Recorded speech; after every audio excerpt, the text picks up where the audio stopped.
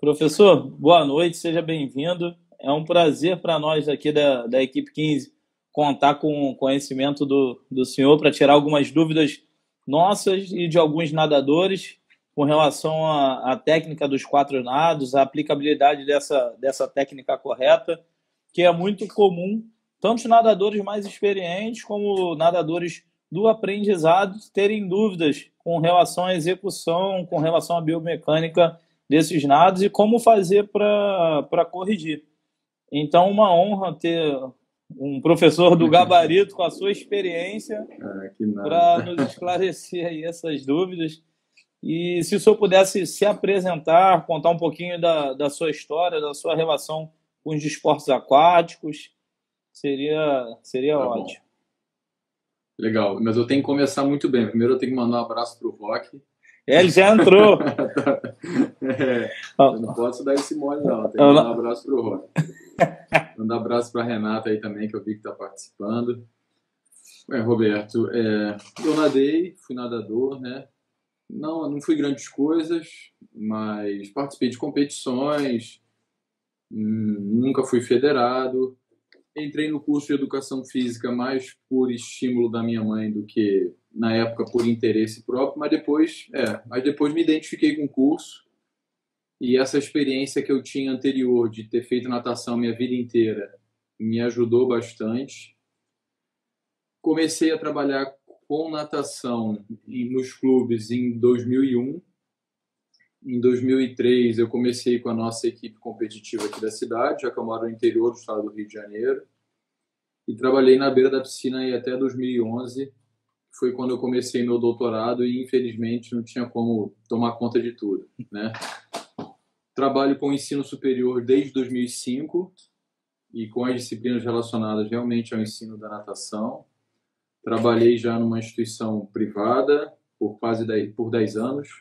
Trabalhei numa faculdade do município e agora eu estou na UFRJ. Agora foi. Fala. Tava sem som? Não, porque tinha travado, tava sem som e a imagem tinha congelado. Agora tá perfeito, professor.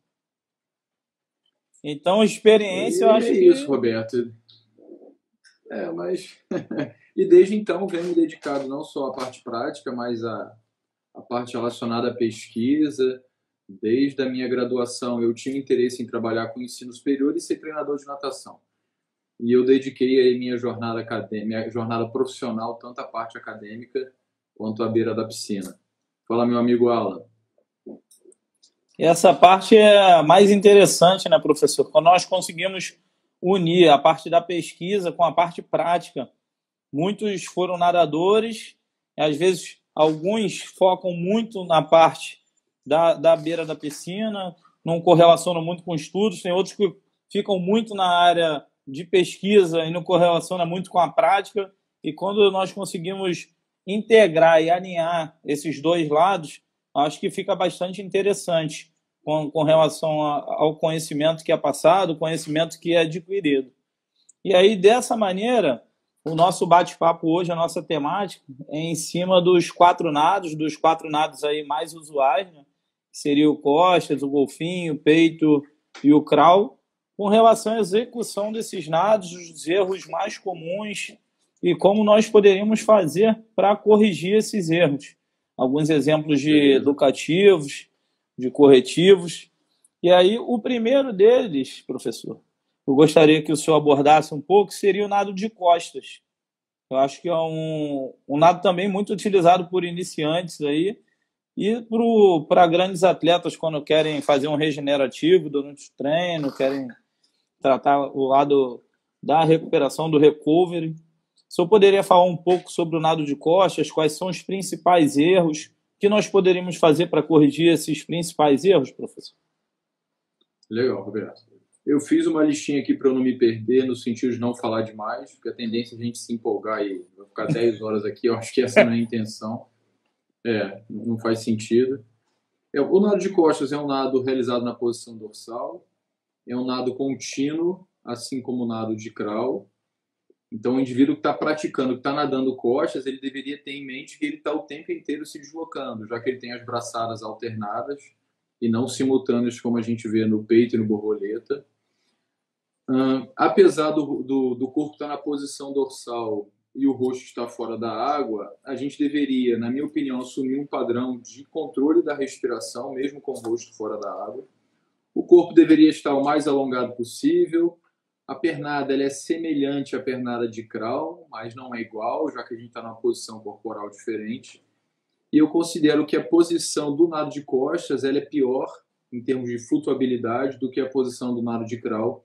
E por isso que a pernada passa a ser até mais importante. Tanto que para o nado de crawl, para distâncias maiores, há uma tendência do nadador bater menos pernas, o suficiente só para sustentar o corpo, mas no nado de costas não tem essa brincadeira. Independente da distância, a pernada é muito frequente. Como erros mais frequentes, pensando principalmente no iniciante, antes disso, Roberto, eu acredito que a maior parte dos erros, eles são relativamente simples e eles acontecem em função de uma má adaptação ao meio aquático. A gente ainda tem uma tradição muito grande dos alunos, dos professores exigirem, oportunizarem uma adaptação ao meio aquático breve para que os alunos aprendam logo os nados formais. Isso muitas vezes é até uma exigência dos próprios pais. Não, meu filho veio aqui para poder aprender a nadar. Ou então, não, ele tem que ser atleta. Aí o professor faz ali, sei lá, 1 mês de adaptação ao meio aquático e já começa a ensinar os nados formais. Em função disso, ele não tem experiência na água e ele acaba transferindo algumas experiências que ele tem de fora da água para dentro da água. E alguns erros acontecem. Por exemplo, o primeiro erro que eu anotei aqui para o nado de costas, que é muito básico, é a gente estar com a cabeça alta, tá com o pescoço flexionado, a cabeça fica alta, a consequência disso, a tendência disso é que o quadril afunde, os membros inferiores afundem, você vai ficar com a posição corporal dentro da água horrível e a tendência é que isso te canse mais. Posição ruim na água só vai fazer os indivíduos se cansarem mais. Com a mesma força, você vai ter menos deslocamento, você está se cansando mais. Por que muitas vezes o atleta fica com a posição da cabeça alta, Roberto? Porque ele não tem a experiência de estar com o rosto dentro da água. Ele não tem a experiência de estar na posição dorsal dentro da água, de se sentir confortável com a água entrando na orelha, né, no ouvido. Isso causa um certo incômodo, causa uma insegurança, porque no deslocamento dele ele não sabe para onde está indo. Isso tudo faz com que ele flexione o tronco, o corpo, e fica uma posição ruim dentro da água. Se ele tivesse passado por uma boa etapa de adaptação ao meio aquático, possivelmente isso não aconteceria. Mesmo que o professor não tocasse nesse assunto, pela própria experiência dele, ele já perceberia o que é uma posição adequada para poder ficar dentro da água. O próximo erro que eu anotei aqui, que eu acho que é muito comum, é a criança, o aprendiz, fazer força mais na extensão do quadril, né, jogando a perna para baixo, do que chutando, do que levando a perna para cima. E por que ele faz isso? Porque no nado de crawl, que é o que geralmente as crianças têm mais experiência, a força maior da pernada é na fase descendente. Então, quando ele está na posição oposta, ele acaba continuando, ele repete a experiência de movimento que ele tem. Então, ele faz força para baixo e não faz força para cima. Aí ele não sai do lugar. Na posição do nado costas, né, na posição dorsal, ele deveria fazer o movimento oposto. Ele tem que chutar como se fosse para cima e para trás, com a intenção de ir para frente. Um outro erro muito comum é aquele de ficar pedalando, né, fazendo flexão excessiva do joelho. Ele tem a ideia, eu acredito que isso é por causa da experiência fora da água. Fora da água, a gente apoia o pé no chão e empurra para trás para o corpo ir para frente. Ele quer, dentro da água, empurrar a água diretamente para trás, com a intenção do corpo ir na direção oposta. Só que não é assim que acontece, ele tem que empurrar para cima e para trás para poder ir para frente.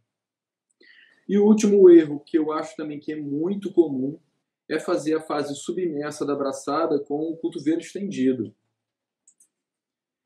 Por que ele tem essa ideia também? Porque no nado de crawl, o cotovelo, na maioria dos iniciantes, a braçada é feita com o cotovelo estendido e ele mais uma vez transfere essa experiência para o nado de costas e ele faz a braçada com o cotovelo estendido. Por isso que poucas pessoas querem nadar o costas. Eu não sei para onde que eu estou indo, Ninguém me ensina como é que eu posso controlar a minha respiração. Eu faço a pernada de maneira correta e a braçada não me tira do lugar. É um nado que ninguém quer nadar. E a gente vai ver até nas competições, geralmente é uma prova, seja 50, 100 ou 200, que tem menos nadadores. E o nadador que se dedicar um pouquinho possivelmente vai se dar bem por causa dessas orientações que muitas vezes a gente não recebe. Pensando em todos esses pontos que você falou, professor, quando a gente pensa na questão da respiração, ainda tem a complexidade que muitos, quando estão aprendendo a nadar o costas, não aprendem corretamente a tirar a mão. Então, ao invés de tirar o polegar, diminuindo a área de contato, tirar a mão nessa posição, ele tira com o dorso da mão, com as costas da mão, e acaba lançando muita água sobre o rosto. Além da questão da água estar entrando no ouvido, a questão da orientação, ele não conseguir se direcionar na piscina. É engraçado que esses conhecimentos da piscina, eu que ensino diretamente no mar, nós temos que muitas vezes transferir para o mar. Assim, muitos perguntam, vou nadar costa, tá bom, qual o meu ponto de referência? Para onde que eu me direciono? Porque ali, mal ou bem, você tem a raia para te guiar, você está olhando de lado, tem a borda. Então, normalmente, nós utilizamos também pontos fixos, que é a mesma coisa da piscina. Você acaba utilizando a raia como parâmetro, utilizando o outro lado, sem erguer muito a cabeça. Um prédio, uma árvore. Para que o quadril ele não venha a afundar, que é um dos erros muito comuns do nado. E só complementando, professor, o que o senhor falou com relação à má adaptação, até o Roque que está aí, ele sempre conta essa experiência, eu também sempre gosto de contar essa experiência, porque eu acho que a criança ela tem que experimentar todos os movimentos, ela tem que aumentar a consciência corporal dela, aumentar a gama de movimentos, a adaptação ao meio aquático ela tem que ser completa. E lá no Vasco, que nós tivemos essa experiência, eu achava muito interessante passar por todos os esportes aquáticos para que a criança tivesse a real consciência nos saltos ornamentais do que é um salto, de como se mergulha, de como eu pego o impulso no polo aquático, como eu faço a pernada para me sustentar, o palmateio para poder me deslocar. Então, ela acaba tendo uma variedade de movimentos e acabam sendo internalizados esses movimentos para que na hora da execução do nado tudo se torne mais fácil, mais simples de entendimento na cabeça dela, né, professor? E esse que é o bacana da adaptação ao meio aquático. Enquanto nos nados formais e nos esportes, de uma maneira geral, a gente tem meio que um padrão rígido de movimento, porque é o movimento mais eficiente, na adaptação ao meio aquático você pode fazer o que você quiser. Então você pode fazer qualquer nado de costas. E a criança vai percebendo que, que posição ruim, eu não saio do lugar. Ela vai experimentando por conta própria, como parte do processo de aprendizagem. E depois foi o que você falou, na hora de transferir essas experiências positivas e negativas, que foram intencionais do professor, para o nado formal, padronizado, rígido, é muito mais fácil. Um método que eu utilizo muitas vezes é o ensino reverso, o ensino ao contrário. Eu ensino o que é errado e aí eu ensino depois o certo. Coloca a posição do braço assim. Ele colocou a posição errada. Ele está vendo que não está se deslocando muito. Quando eu coloco para ele nadar com a posição correta do braço, ele, já me desloquei. Então ele entende o que é ruim e o que é bom, fazendo o sentido contrário no aprendizado, né? E aí, quais seriam as possíveis correções que o senhor observaria com relação a essas questões? Para nós não deixemos que o quadril ele afunde muito, com relação à respiração, à execução do movimento, à direção no nado. Tá, Roberto, eu gosto muito de trabalhar com a parte conceitual, que é o caso dos nadadores entenderem o que eles estão fazendo. Então, quando eu estou ensinando qualquer movimento, ao mesmo tempo eu estou explicando por que aquilo é melhor para ele. Por que a pernada tem que ser desse jeito, por que a cabeça tem que ser desse jeito. Se ele entende o que ele tem que fazer, ele vai tentar se corrigir, se observar para ele mesmo se corrigir e ele melhorar, né? Eu expliquei para ele que a cabeça tem que ficar no prolongamento do tronco, na posição normal, na posição neutra. Se ele nada com o pescoço flexionado, ele, isso aqui não é o que o Guilherme falou, eu tenho que voltar para a posição na cabeça normal. A ideia da cabeça, a gente pode criar referências. Eu brincava muito com os alunos, olhar as estrelas, olhar o urubu, olhar passarinho, tem que olhar para cima. A orelha vai ficar dentro da água, não tem jeito, ele tem que estar numa posição confortável dentro da água. Mais uma vez, se ele passou por uma boa adaptação, isso vai ser tranquilo. Se é aquele adulto que começou tarde, não tem experiência prévia nenhuma, e a gente está querendo direto colocá-lo para aprender os nados, vai ser mais doloroso. Em relação à posição das pernas, o entendimento, mais uma vez, que eu não tenho que empurrar para frente para poder ir no sentido oposto. Eu crio a ideia, mais uma vez, que tem um passarinho passando voando, eu tenho que chutar para cima a água para poder molhar esse passarinho. Imagina que tem um passarinho passando aqui, chuta para cima, tem que molhar o passarinho, para ele entender que a força da água é para cima. Ao mesmo tempo, ele está experimentando situações do corpo estar numa posição melhor, ele vai alongando esse corpo e a tendência é que ele fique uma posição corporal, pensando da perna até a cabeça, melhor.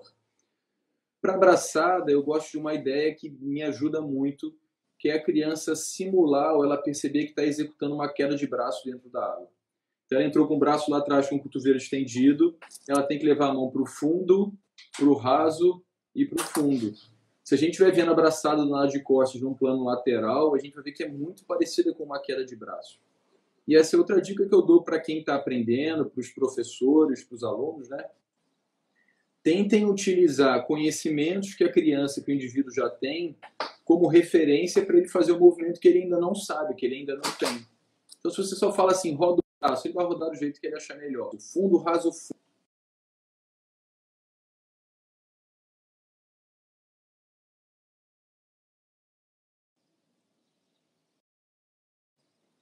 Fala, Léo. Voltou, estava travado aqui para mim, estava travada a imagem. O final foi fundo, raso, fundo. O seu também ficou. Ficou também travado. Criar uma referência para os movimentos. Isso mesmo. Com relação a essa variedade de exercícios, vem me passando um filme de toda a execução, assim, e os exercícios que eu já fiz ao longo da vida, e alguns eu achei bem interessantes, principalmente quando nós estamos ensinando crianças. Quando você pensa no ensinamento do aprendizado para o público infantil, eles gostam muito de desafios, de brincadeiras, de ensinar de uma forma lúdica. Acho que está travado novamente. Você me ouve bem, professor?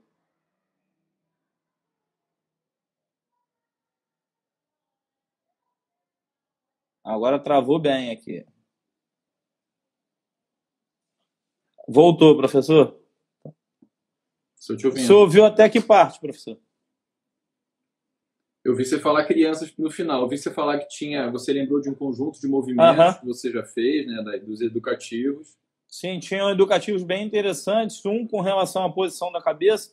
O nosso técnico, ele pedia para... Ele levou copos descartáveis e pediu para encher o copo descartável e colocava como desafio para a gente fazer a pernada de costas com o pé de pato para facilitar a execução do movimento e equilibrar o copo d'água durante a piscina. Então, nós ficávamos treinando ali durante a semana. Na sexta-feira eu vou conseguir fazer esse desafio. Então, aquela era a posição correta da cabeça durante o nado de costas. Quando você pensa, você falou, raso e faz a puxada, a finalização do nado de costas, eu gosto muito. Eu sei que muitos treinadores não gostam, mas de puxar a raia quando está nadando costas, você acaba simulando esse movimento do nado costas. E outro recurso que hoje em dia... Você puxa e empurra, né? Puxa e empurra. E outro recurso que nós podemos utilizar hoje em dia são os recursos visuais, audiovisuais, já que a tecnologia está aí, né? É você conseguir filmar a execução do movimento, filmar o nado, e aí cada detalhe você vai passando diretamente para os seus alunos aí, para os seus... Tem sido muito utilizado. E... É uma coisa... Fala, desculpa. Não, pode falar, professor. Não, vai lá. Não, eu ia prosseguir para fazer perguntas com relação ao nado de peito, mas pode prosseguir aí. Tá. O que eu queria falar é o seguinte, pessoal, existem muitos educativos para tudo. E, na verdade, o limite é a sua criatividade.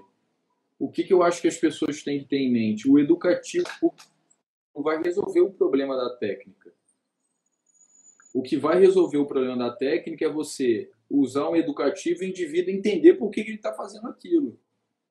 Então, não é o educativo em si, de braçada, pernada, costas, com os braços opostos, conta até 3, faz 2 braçadas, 3, 4. Isso por si só não resolve o problema da aprendizagem. A pessoa tem que entender qual é a finalidade daquilo. É isso que vai fazer a diferença.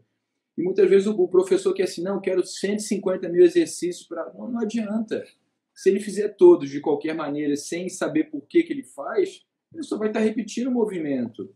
E não é isso que ensina. O que ensina é fazer um movimento consciente da finalidade dele. Perfeita colocação, porque muitas vezes os alunos não sabem nem por que estão executando aquele educativo, por que estão fazendo aquele exercício, qual é a finalidade, qual o objetivo, por que eu estou fazendo isso. Isso é super importante. E com relação ao nado de peito, professor? O nado de peito é um nado considerado aí talvez como mais técnico. É um nado ventral, é um nado simultâneo, então ele tem a natural tendência em ser mais lento do que o costas, que a gente falou anteriormente.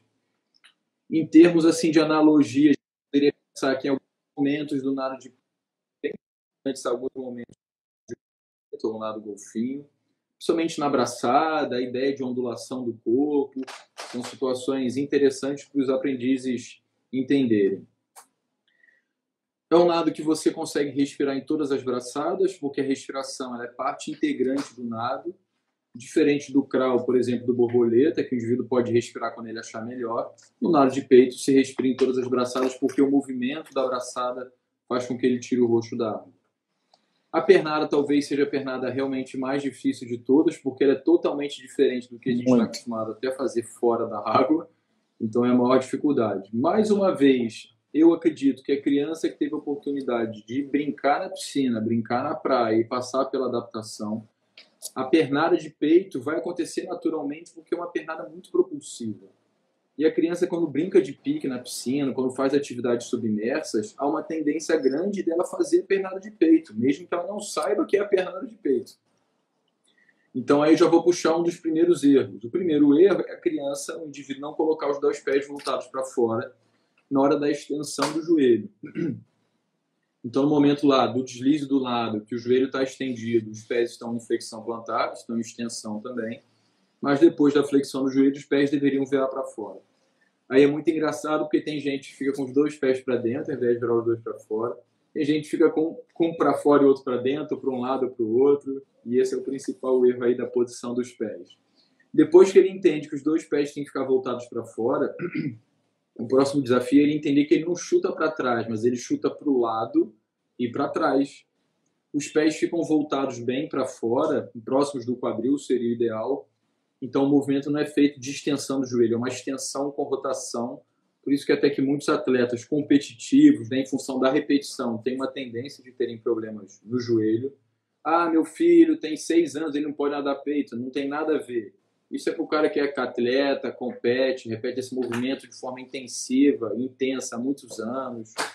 Então esse é um outro erro. Um outro erro, principalmente para os iniciantes, na hora de fazer a pernada, Roberto, é flexionar o quadril ao invés de flexionar o joelho. Se ele flexiona o quadril, a coxa dele fica no sentido da água, ele vai aumentar a resistência frontal. Então ele deveria tentar flexionar o quadril o mínimo possível. Então, espero que todo mundo saiba essas nomenclaturas, né? Porque pode ter gente que não seja da educação física aí.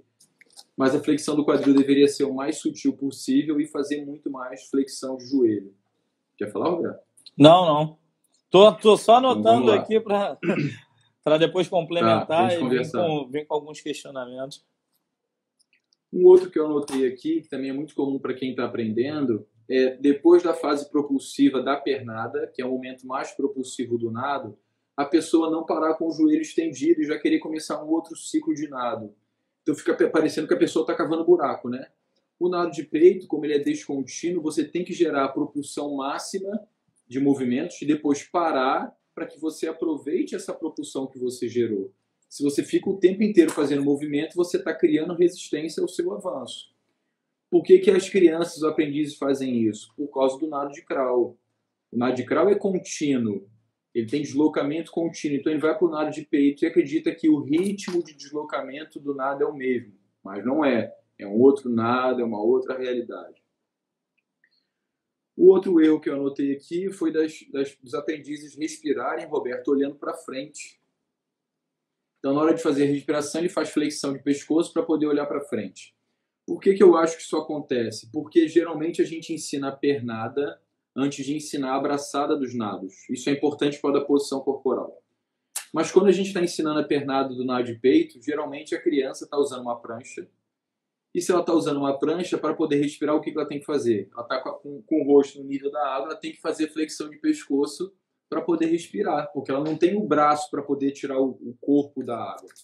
Quando ela tira a prancha, ela vai fazer o nado completo, mas continua executando o mesmo movimento. Ela faz a braçada, ela consegue tirar o tronco da água, o rosto da água, mas mesmo assim ela olha para frente, quando o ideal seria que ela continuasse olhando mais voltada com os olhos para baixo, né, para a água, e não para frente.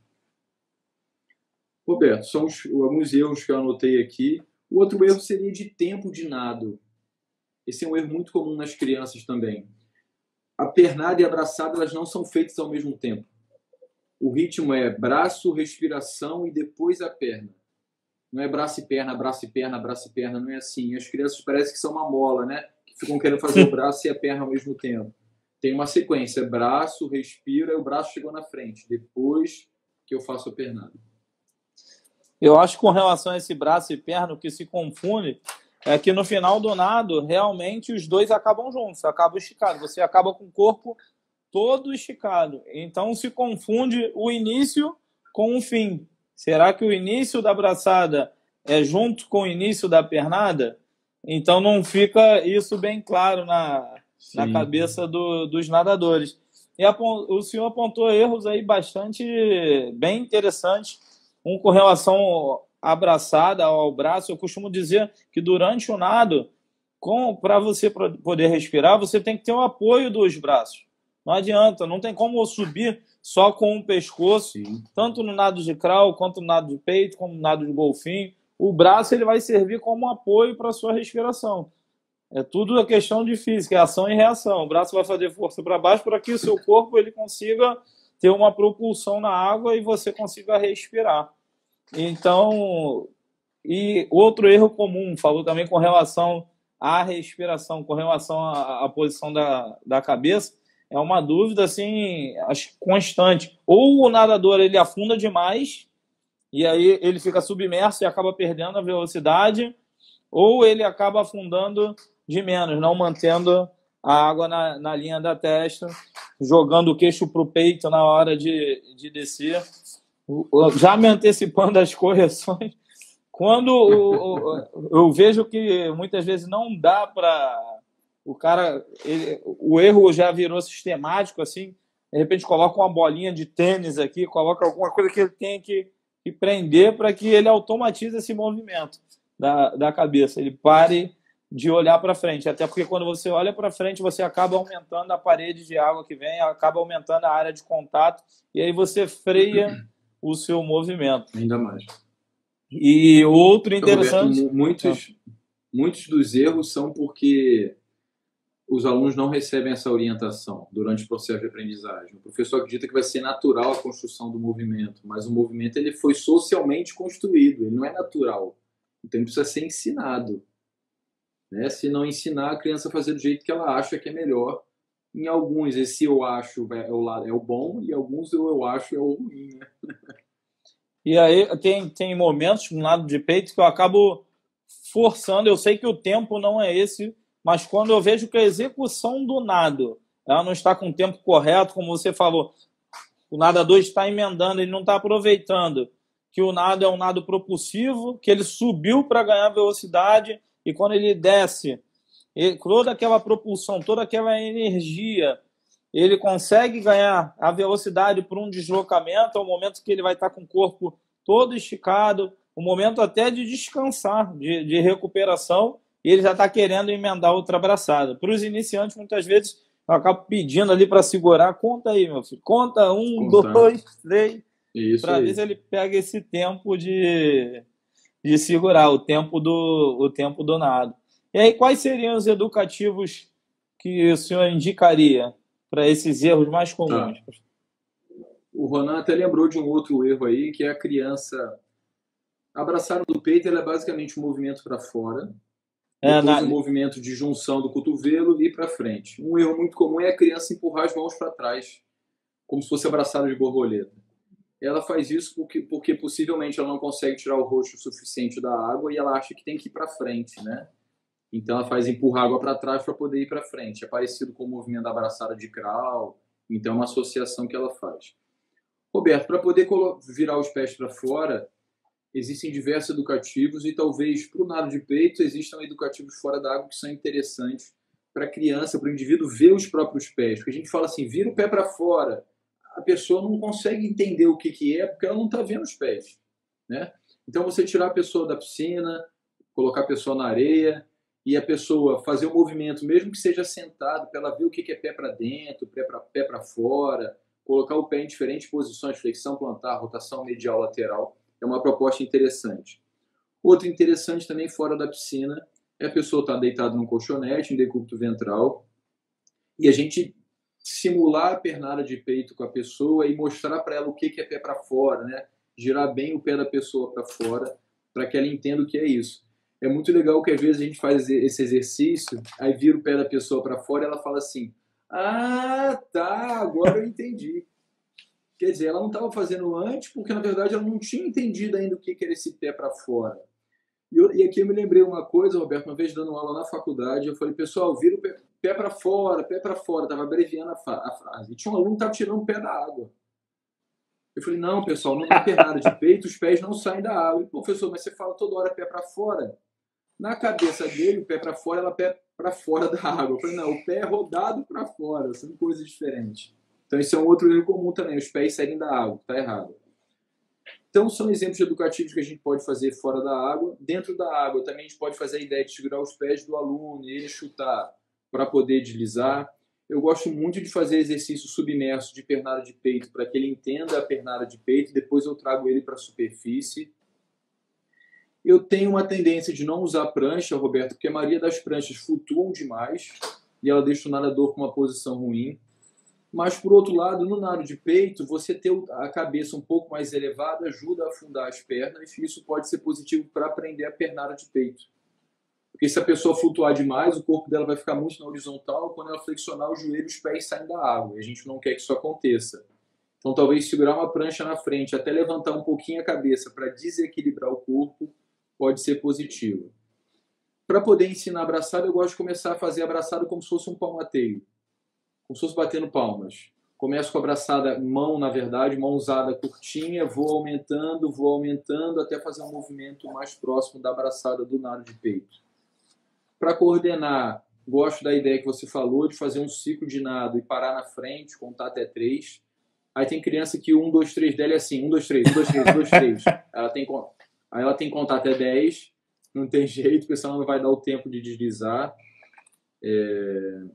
E a orientação, eu acho que ele entender o que ele está fazendo é importante o tempo inteiro. E outra coisa, ele entender essa ordem do nado. Braçada, respiração, quando o cotovelo está estendido e o braço está quase no final do movimento ou no final que eu faço a perna, senão eu crio resistência ao meu deslocamento.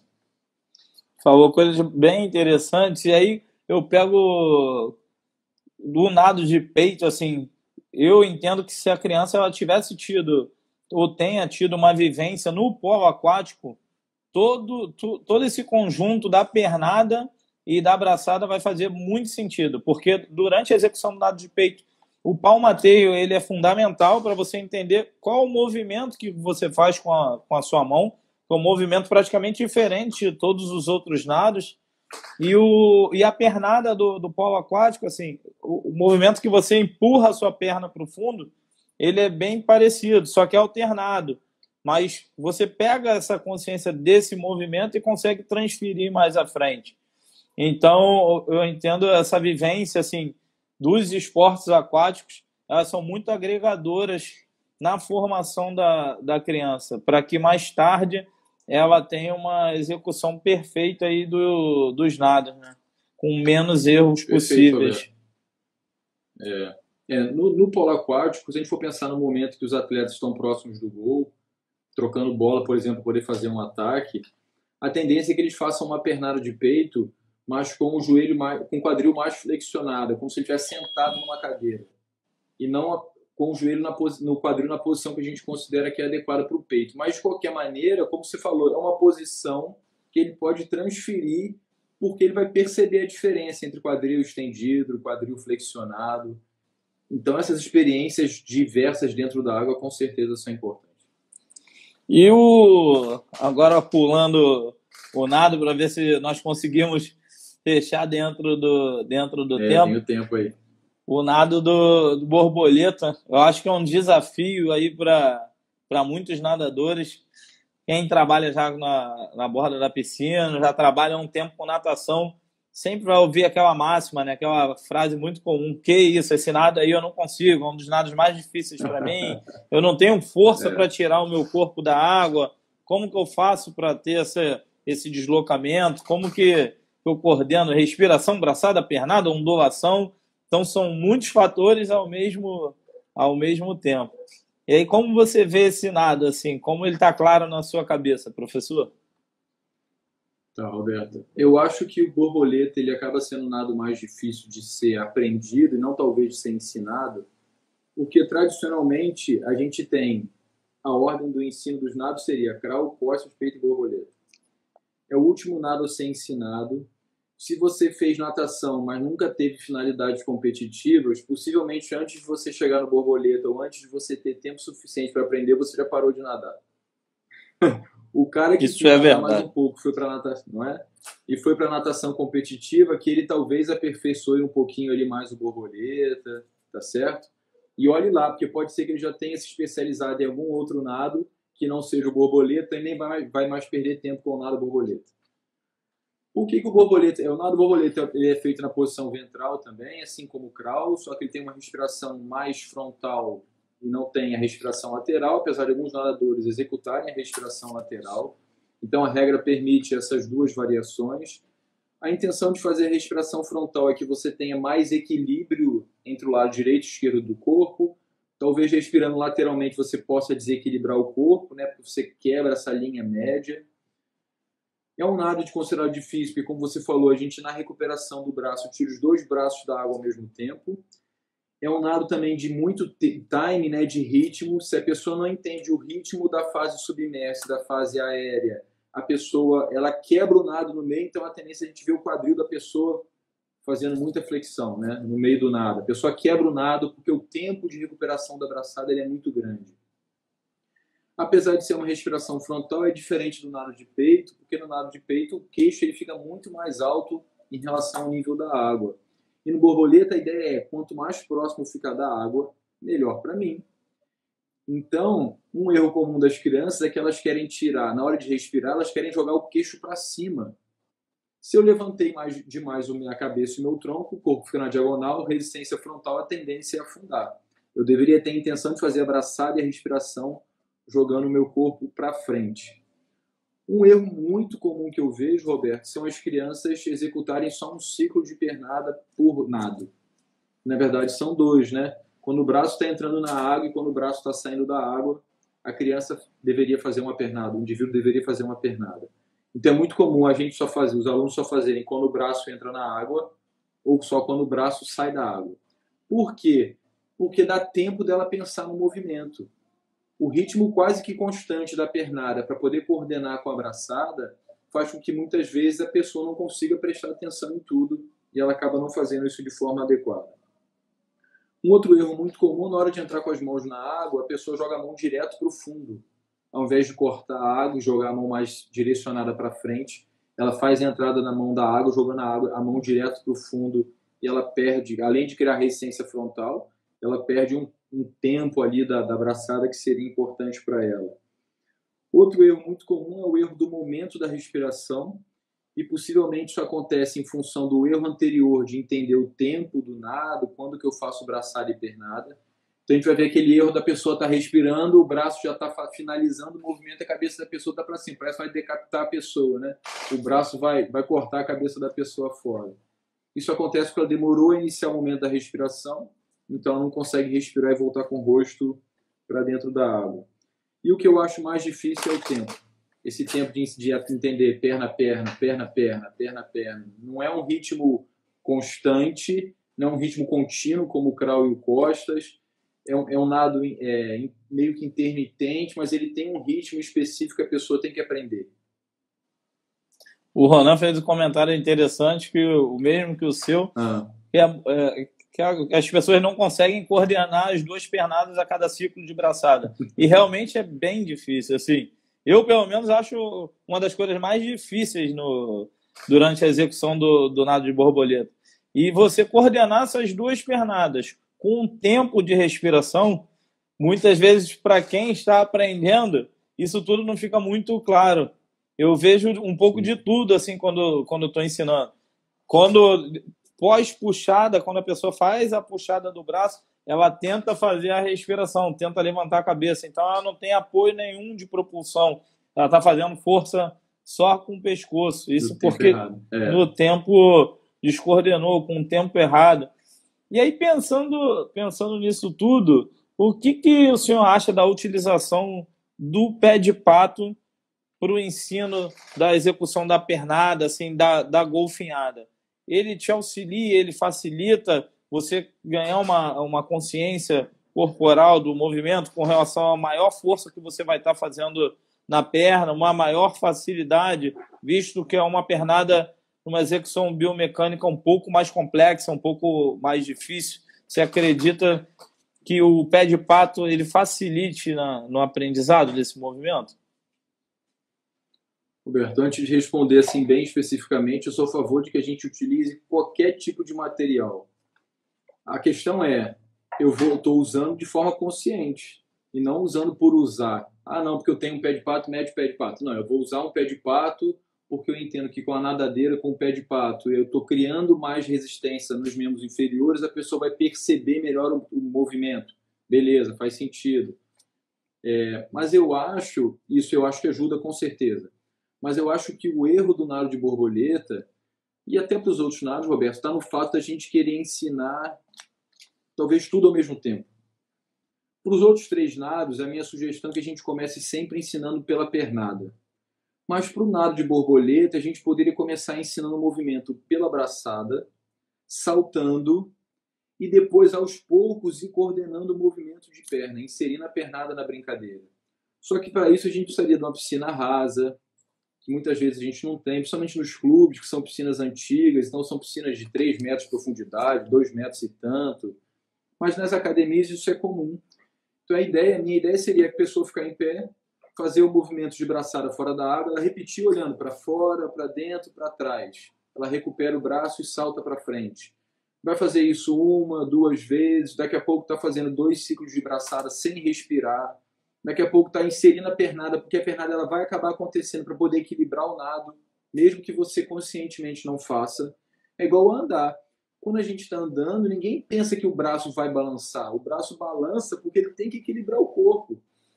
Se você tiver a experiência de, mesmo que você só pense no braço, a tendência é que a perna comece a funcionar de forma não intencional, porque ela precisa para o nado. Então eu vou ensinar braço, vou ensinar a ideia de como é o movimento, só lá na frente eu vou ensinar a respiração. Quando ela for aprender a respiração, a coordenar a respiração, também vai ser num ciclo de braço. Pulo, faço uma abraçada, respiro, nem faço a recuperação. E aos poucos eu vou aumentando. O problema, mais uma vez, nos clubes, o cara tem a piscina de 25 ou de 50. A raia está para 25, a raia está para 50. Aí tem um moleque lá de 9, 10 anos, o cara vai nadar 25 borboleta. Não tem jeito, é morte. Ele deveria ter um espaço pequeno para isso, uma piscina rasa. E muitas vezes a gente não tem essas condições. Mais uma vez, eu repito, a minha sugestão seria, ele tem que entender o ritmo de nado. Peito e borboleta tem que entender ritmo de nado, distâncias curtas para ele não cansar, estar no movimento. Como você falou, se tiver oportunidade, filma ele fazendo o movimento para que ele se perceba. Muitas vezes ele não percebe o próprio erro. Ele acha que está fazendo o que você falou, mas ele não está fazendo. Tá certo? Então seriam algumas sugestões aí. É interessante que as pessoas perguntam, eu estou transferindo agora o aprendizado para a praia. Perguntam, eu consigo aprender outros estilos além do crawl, mas na praia? Consegue, assim, até porque muitas praias são abrigadas, o mar é bem tranquilo, bem calminho, e com relação a essa golfinhada, nós fazemos alguns exercícios ali com a turminha da iniciação bem interessante. As crianças adoram quando elas estão com o pé no chão, na areia, você coloca o macarrão, vai, salta por cima, agora salta por baixo, e elas simulam esse movimento. Então, de uma forma lúdica, de uma forma que ela não está percebendo, ela está internalizando esse movimento, ela está executando esse movimento.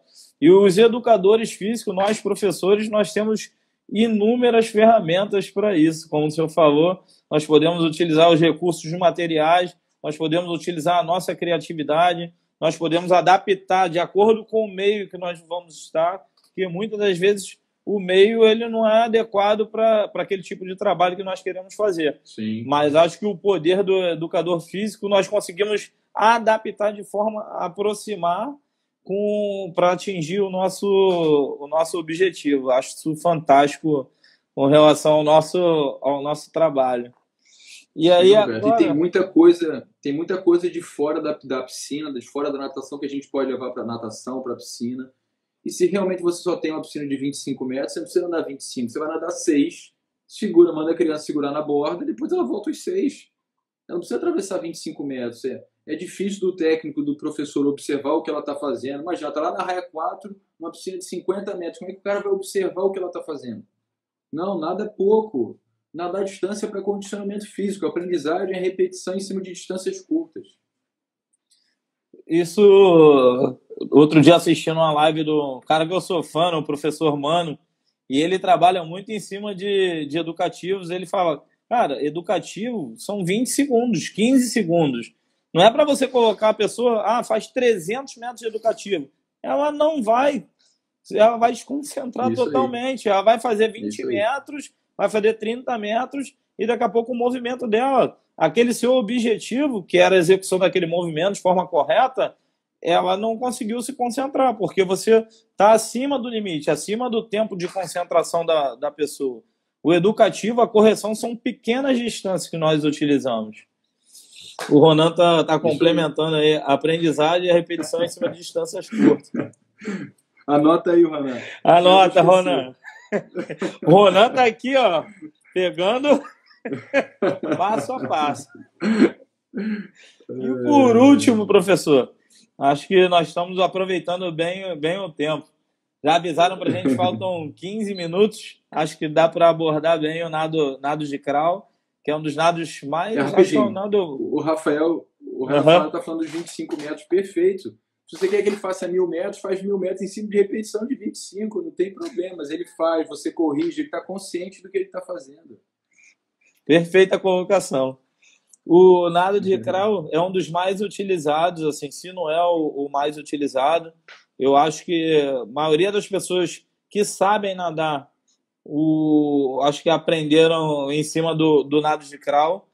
E aí, qual seria a sua definição em cima do nado de crawl? Quais seriam as dicas? O que você observa assim, de erros mais comuns em cima do nado, professor? Fala, Fernandão. Ô, Roberto, o crawl é um nado ventral, é um nado alternado. Em função disso, ele deveria ter uma progressão contínua. Apesar de a gente estar com o rosto dentro da água, é uma posição relativamente confortável, né? Mesmo que você não tenha muita habilidade. Se você tem um mínimo de controle da respiração, que teoricamente você aprendeu na adaptação, você consegue ficar com o rosto dentro da água. Isso causa tranquilidade para você saber o que tem na sua frente, para onde você está indo. É um nado que, em tese, é mais fácil de ser feito, mas é um nado também muito complexo, em função, principalmente, das diferentes distâncias competitivas que existem. Existem diferentes padrões de coordenação do nado. Então, um nado de 50 livre, pensar em natação competitiva, nadar 50 livre não tem nada a ver com nadar 1.500, padrão de coordenação, utilização de braço, de perna. Você que trabalha com natação no mar, né? Geralmente as distâncias são maiores. É um outro padrão de coordenação. Talvez o erro mais comum seja para as crianças seja no momento de fazer a respiração. O sistema de rotação de braço, de fazer pernada, isso é muito simples, porque ela acaba aprendendo isso de forma quase que espontânea se ela tem contato com a piscina. mas a respiração não é uma coisa tão natural. Uma vez eu recebi uma aluna, quando eu trabalhava com natação, deve ter sido em 2002 ou 2003, que ela nunca tinha feito aula de natação, e ela chegou para a aula de natação, eu pedi que ela nadasse para a gente fazer aquela avaliação diagnóstica, e ela fez o nado de crawl. Eu falei, pô, mas como é que você aprendeu nado de crawl? Você nunca fez aula de natação, a respiração ela fazia errado. Ela falou assim, não, eu gosto de ver natação na televisão, eu tenho uma piscina em casa, pequena, mas eu tenho uma piscina, e eu fico repetindo os movimentos. Mas eu falei, e o corte do peito borboleta? Aí não dá, aí não rola. Então, nado de crawl, bem ou mal, a gente consegue interpretar pela própria visualização. Rafael, de 50 para 100 já é outro nado. Aumentou, a distância está diferente, o padrão de coordenação é diferente. Outro erro muito comum da criança é fazer a pernada só do joelho para baixo. Então, ele fica fazendo só flexão e extensão do joelho. Ele não faz a extensão, a flexão do quadril e a extensão do joelho na fase descendente e a extensão do quadril na fase ascendente, bate só o joelho da perna para baixo. Outro erro comum é que ele nadar batendo continência, né? Fazendo a abraçada curtinha, a mão arrasta aqui na testa. E um erro que é muito comum, que eu vou puxar uma coisa diferente agora aqui, em relação à virada, que a gente não falou para nenhum dos outros nados, eu deixei de propósito o nado de crawl, porque muitas pessoas aprendem na adaptação aquática a fazer a virada utilizando as mãos na lateral do corpo. Não dá para ver minha mão, mas na lateral do corpo. Mas quando a gente está nadando o crawl, a virada, o movimento das mãos é pela frente do corpo, e não pela lateral do corpo. Então é muito comum algumas pessoas mudarem da iniciação para o treinamento e continuarem fazendo essa abraçada, o Rafael falou da abraçada, e fazerem o movimento das mãos do lado do corpo. Essa ideia da abraçada em S é uma ideia antiga que hoje em dia, já há algum tempo se considera e se sabe que ela é errada. O importante é, você tem que em qualquer um dos nados estar fazendo força o tempo inteiro. Se a abraçada está passando muito fácil, tem alguma coisa estranha. Você tem que criar uma posição, que geralmente é aquela ideia do cotovelo alto, que a gente tem isso para todos os nados. Eu tenho que ter uma posição corporal dentro da água que me permita aplicar força dentro da água, do início até o final. Tem nadador que faz abraçada reta, tem nadador que traz mais para dentro, depois sai novamente. Isso vai depender de um conjunto de variáveis. Tamanho do cara, capacidade de flutuação, a força que ele tem, distância que ele nada. Os nadadores fundistas têm a tendência de fazerem braçadas quase que sobrepostas, por causa do tempo de respiração. Então, mais uma vez, cada nado tem sua particularidade, cada distância sua particularidade. É engraçado isso que você falou com relação à biomecânica do nado, assim, porque tem grandes campeões que você olha para o nado do cara, não tem nada, às vezes, parecido com aquilo que você estudou com relação à execução do movimento. E aí você pensa, pô, mas por que ele é um campeão? Por essas inúmeras variáveis que você falou, pelas condições anatômicas, pelo tipo de prova que ele compete. Então, são fatores que influenciam diretamente. E aí, complementando com relação, quando você falou com relação à coordenação do nado e a natação no mar, ainda tem outras variáveis que são as condições ambientais, as condições marítimas. Porque muitas vezes o mar está muito mais ondulado, então se você alongar demais a braçada na hora de respirar, a água vai bater e vai criar uma resistência maior no seu nado. Você não vai conseguir completar direito a braçada, então você acaba encurtando, tornando o seu ciclo de braçadas um pouco maior, mais curto, para que você se desloque de uma forma melhor. Se o mar estiver flat, você consegue alongar mais o nado, fazer um nado mais perfeito, mais correto. E aí, com alguns outros erros assim comuns também nós podemos citar, são os alunos que quando cruzam a abraçada da linha medial, eles média, passam da linha média aqui do corpo. Então, nadar cruzando, a puxada é engraçado, né? Porque muitas puxadas, você vê que a pessoa está literalmente alisando a água, não está fazendo força. E aí, quando você ensina a pessoa a fazer a puxada corretamente, a puxar a água, fazer força, muitas vezes te gera um incômodo, já que você está fazendo, está contra uma resistência. Então, aquela zona de conforto que você estava já não existe mais, já que você está puxando a água, aí ele para, caramba, isso aqui dói meu braço, fica puxando. Agora cansa. Cansa. Sim, você está nadando de forma certa. Outro erro... outra associação... Pode falar, Bruce. Outra associação que eu gosto de fazer é que a pessoa tem que entender que tem que ter resistência frontal quase que nenhuma, né? Ombro, cabeça, se a gente pudesse zerar, seria o ideal. Mas em algumas partes do corpo a gente precisa de resistência com a água, as mãos, os pés. E é justamente por isso que a gente tem o palmar e a nadadeira, para poder aumentar o contato com a água. Então a pessoa tem que entender que do início da abraçada, né, do momento que as palmas das mãos estão voltadas para trás, o cotovelo está alto, dali até o final eu tenho que produzir força, e quanto mais para o final da abraçada, mais rápido deveria ser abraçada, porque se eu aumento a velocidade da abraçada, eu aumento a resistência que a água gera, e com isso eu vou para frente também. Surgiu uma pergunta aqui, professor, da Claudinha. Uma vez me falaram que você precisa puxar a mão pela frente da barriga como se fosse o vácuo que o avião faz. Tem a ver? Talvez seja essa ideia da abraçada em S, foi o que a gente falou, que não é mais pertinente. É isso aí, Ronan. O Ronan tá muito técnico, cara. O Ronan tá lendo todos os artigos, isso aí, Ronan. O que te joga para frente e o que te joga para trás, né? A nossa propulsão tem que ser maior do que a resistência que a água gera. E o desafio é esse, porque quanto maior a sua velocidade, maior a resistência da água, igual ao quadrado da sua velocidade. Por isso que a técnica ela é determinante. Mas você falou aí, para o 50 livre, talvez o cara, Roberto, nem seja tão técnico, mas se o cara for forte, ele vai dar um jeito. Mas à medida que a distância aumenta, isso começa a ficar cada vez mais complicado, porque ele tem que sustentar aquela produção de força por 1.500 metros, 400, aí a técnica passa a ser cada vez mais importante. Não dá para ser meia boca, não. Por isso que eu me limitei a vida inteira a ser nadador de 50 metros e de 100 livre. Eu ia muito melhor na prova de 50 metros de nado livre. Quando eu ia para a prova de 100, eu já não era tão bom, tão perfeito, assim, porque a minha técnica nunca foi muito apurada. E é engraçado que eu nadava e minha irmã também nadava. A técnica de execução do nado da minha irmã era perfeita, um negócio bonito, assim, aquela plasticidade, aquela tranquilidade, Sim. Mas ela não tinha velocidade nenhuma do nado. Eu já tinha uma boa explosão, tinha muita força no nado, mas meu nado era horroroso, assim, era muito feio de se ver. E a gente conseguia chegar próximo assim, dos primeiros ali. E é engraçado isso na natação, né?